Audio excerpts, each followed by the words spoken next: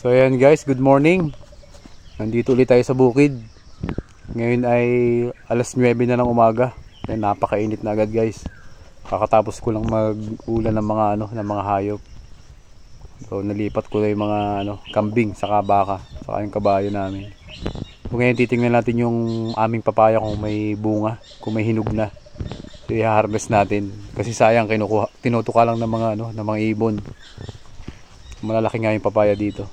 So tingnan natin guys kung may mga bunga, kung may hinog na. So bali madami siyang bunga. Nauunahan lang ako ng mga ibon na tutuka nila yung mga hinog. So yung mga papaya nga dito guys ay hindi namin itinanim. Bali sumibo lang siya. Gawa din ng mga ibon. Yung ipot na ikakalat nila, kaya napakadaming papaya dito sa amin. Tingnan nyo, ang baba lang ng papaya dito. So yun guys, ito yung papaya sa amin, ang daming bunga. Tingnan natin kung may hinog. So yan guys, ito yung isa nating puno ng papaya. So bali wala pa siyang hinog. Ayan, ito kasi lagi nakukuha ng gulayin. So yung dumating yung mga pinsan ko galing Batangas, dito sila nakakuha ng gulayin. Nakuha nila yung ayun yung mga magugulang na. Kaya wala pa siyang hinog. So titingnan natin yung nandoon sa taas kung may hinog na. So doon nandun yung matataas na puno ng papaya. So madami siyang bunga. Ito kasi yung malapit sa kubo, kaya ito yung lagi nakukuha ng bunga. Pumunta tayo doon sa taas guys. So yan guys, ito nga pala yung ginagamit kong tripod sa pagbablog. Saka sa pag-shoot ng mga product kung pinopromote sa TikTok. So mura lang to guys, binili ko lang siya sa TikTok. So ito yata nasa 500 plus siya. So maganda siya adjustable. Saka hindi siya meron siyang kasamang bag, saka hindi siya mahirap dalahin. Ayan. So pag mahilig kayo mag-vlog, mag-picture, ayan. Baka gusto niyo bumili guys, available din to sa aking TikTok shop. So hanapin nyo lang yung ko doon, video ko doon sa aking account. Quality to guys, matibay. Ayun guys, pupuntahan natin yung iba pang puno ng papaya dito sa amin. Ayan, ito unahin natin to, baka may hinog. So nandito nga yung mga kambing namin, niligay ko siya sa may malapit sa sapa para makakainom sila ng tubig. So nandito si Blacky oh. Ayan yung mga tanim kong nyug, ang lalaki na. So ito, tanim ko ito nung nagka-COVID. Ayan, tingin nyo, ang laki na. So nandun yung iba oh, yung laki niya. Ito yung 2 years pa lang. So nandito yung isa nating papaya guys. Sumabid na agad si Blacky.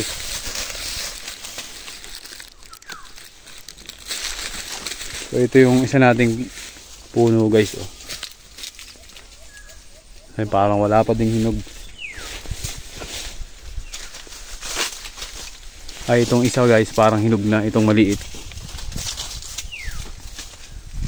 Ayan, ito hinog siya. Ayan o. So hinog niya, maniba lang. So kuhanin natin to guys.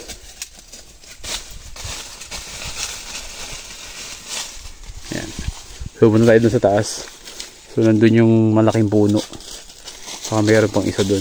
So dun tayo muna sa mataas. Nga pala guys, nyug na to. Tinanim ko siya nung after ko mag-resign sa trabaho. Tapos nagka-COVID. Nagtanim ako ng mga nyug dito. So ito na siya ngayon no. Sobrang laki na. So yan. Yan mga yan, ang lalaki na. So bali ito yung pinakauna kong naitanim dito na nyug. So yan. So mga ilang taon pa bubunga na to, mapapakinabangan na namin. So napakadami nito guys. Tinanim ko dito. Ito yung unang part na natamnam ko after ko mag-resign sa trabaho. So nakakatuwa, ang lalaki na nila. Ang tataba. So ganito kalayo yung tamang pagtatanim guys ng nyug. Para yung niya, yung dahon niya makakabuelo ng maganda. So ayun guys, yung dalawang puno ng papaya. So bali may maliit doon. Tapos meron pa dong isa. So titingnan natin kung may hinog doon. Kasi sayang. So masarap yung mga rito, mga bunga ng papaya. matamis. Saka yung papaya dito guys malalaki. Ayun yung mga mais oh. Hindi pa nasasako. Ayun, ganyan lang yung mga ano dito, papaya, nasibulang. So ito bali matanda na yung puno niyan. Na ano lang natabas kasi tinaniman ng mais. Ayun guys. Lapit na tayo. So mataas tong part na to. Ayun yung mga tanim kunyog. Wait.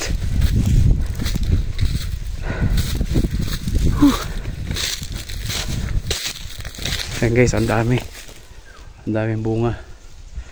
So ganito yung itsura dito sa taas guys. Makikita nyo yung mga tanim na nyug.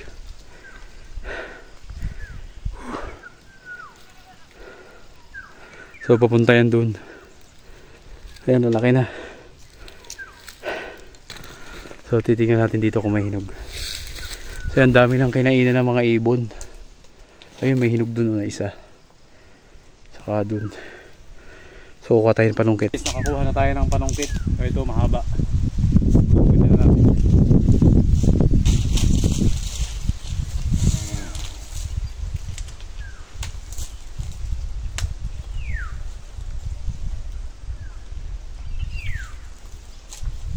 Ayan guys.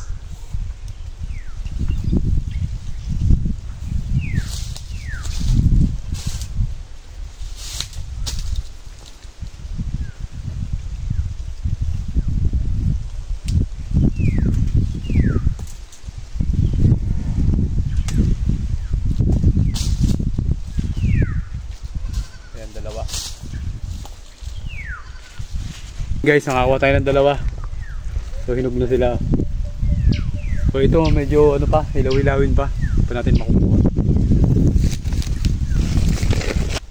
So ito yung pinaka ano, malalaki yung bunga dito guys. Dito sa isang puno na to. So ayun, medyo mababa lang siya.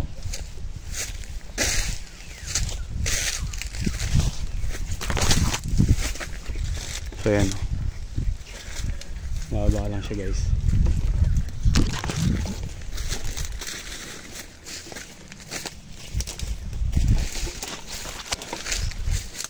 Init. So guys, mababa lang din siya. Tapos malaki yung bunga niya.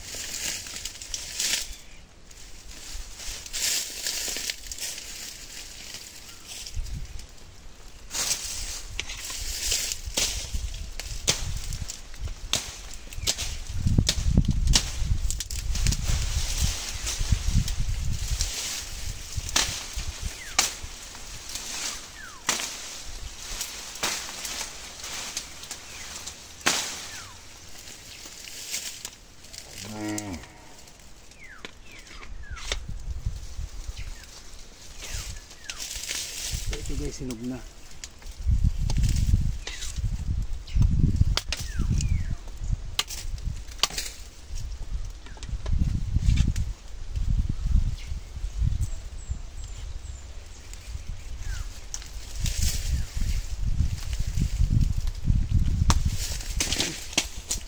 Ito dalawa guys.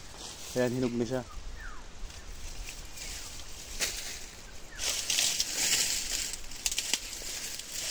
Dalawa.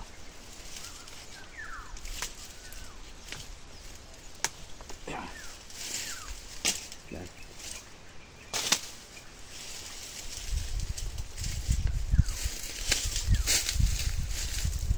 Yan guys, dalawa. Ayan guys, yung ating mga nakuhang papaya.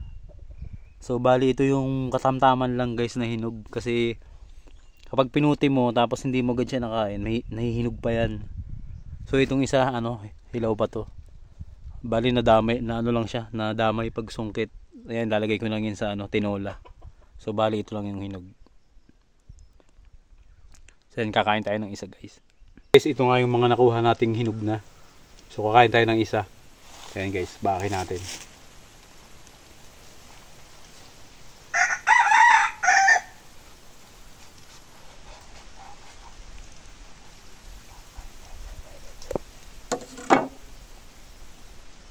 Ayan guys, hinog na siya.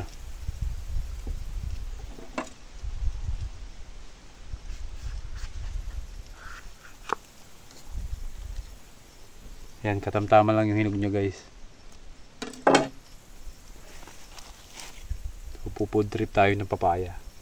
So yung papaya dito guys sa amin, so hindi na to masyadong pinapansin, lalo yung hinog na. So yung mga tao dito parang sawa na sila. So ito nanghihinayang ako minsan kaya kinukuha ko. Pero minsan ano, nakakaumay nga. So kain tayo ng isa.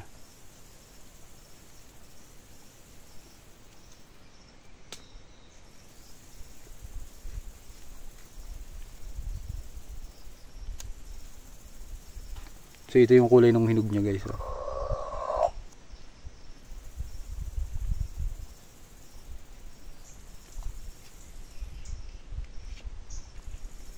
So ganito yung gusto kong hinog ng papaya guys, yung hindi masyadong ano, yung sobrang hinog na.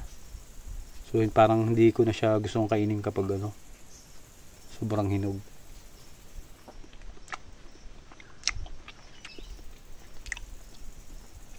Ayan guys, napakatamis nito. So ang tawag dito sa amin ng ganitong ano, manibalang pa lang siya. So masarap nito guys, may suka.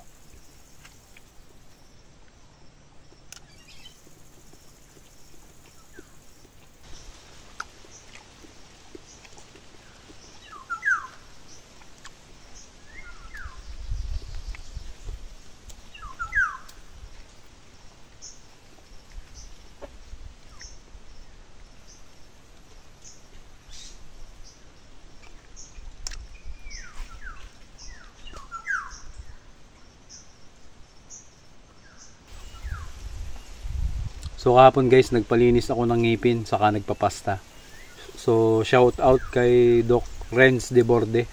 So Doc, maraming salamat. Ayan guys, bagong pasta saka bagong linis. Ready na sa mukbang vlog.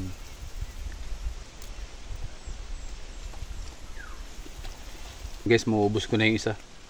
So ano, shout out din pala kay parang Rap de Borde.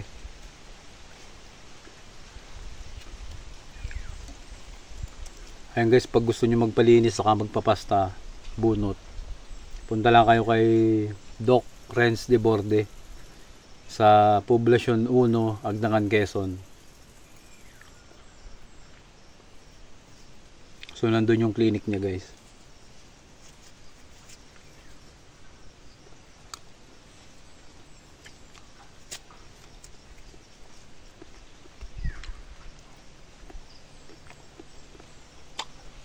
Halos naubos mo na.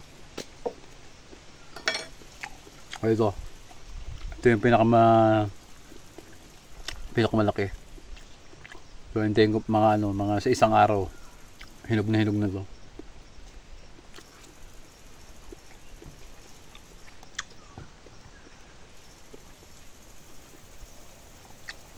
Saka to. So ito guys, lalagay ko sa tinola. So yan laki. Parang kalahating kilo siya, yung laki.